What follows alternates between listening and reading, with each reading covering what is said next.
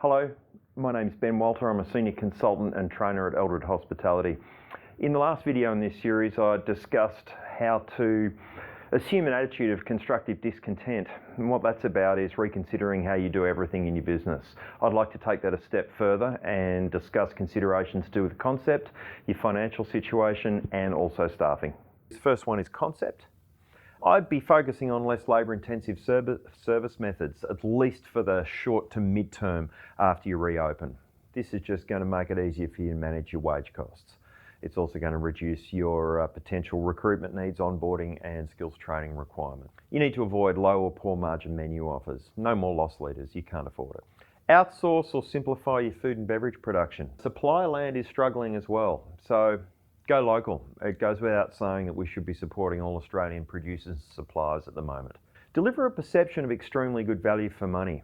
Many of your pre-existing customers will have greatly reduced discretionary spend.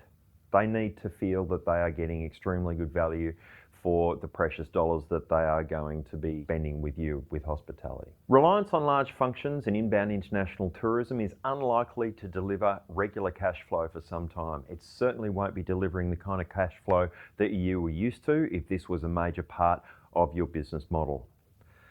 The simpler your offer, the easier it's going to be to recruit, train and lead your reopening team, and in turn to impress your customers. And if you want them to come back, they're going to have to be impressed the first time.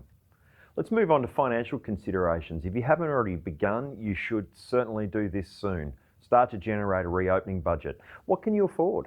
Now, you should have reviewed all expenditure by now, and you need to stay informed about all possible forms of financial assistance that may be available to help your business through this period. Now, if you're deciding to tweak or alter your concept, what changes can you afford to make with limited cash flow? There's only so much to go around. Ensure that you keep very accurate financial records for claiming all relevant government stimulus and subsidies. You also need to generate a payment plan for accumulated debt from the shutdown. You're going to have to talk to your creditors. Now, if you haven't done this, you need to work out your break-even point. That is, how much money has to come in to cancel out how much money we spend just to open the doors. And it's unlikely that whatever your break-even point was before the shutdown is what it's going to be afterwards. So, are your revenue projections factoring in ongoing social distancing requirements? You may not be able to fit anywhere near the same amount of customers into your floor space that you did pre the shutdown. Now, this then flows on to your proposed reopening rosters. How many staff are you going to need to service more spread out dining areas in your venue? How much will it cost for you to restock? Are your suppliers going to be able to offer their normal or usual credit terms? How much should you invest in staff retraining? The longer this goes on for, the more likely it is that your staff are getting seriously rusty. You need them to be on point when the doors reopen, not just delivering the product, but also service, but also very proactive selling to your customers. Let's move on to staffing considerations. Do not tolerate poor performance from any of your staff. You cannot afford it. Carefully assess each job role in your business. Is it still required when you reopen?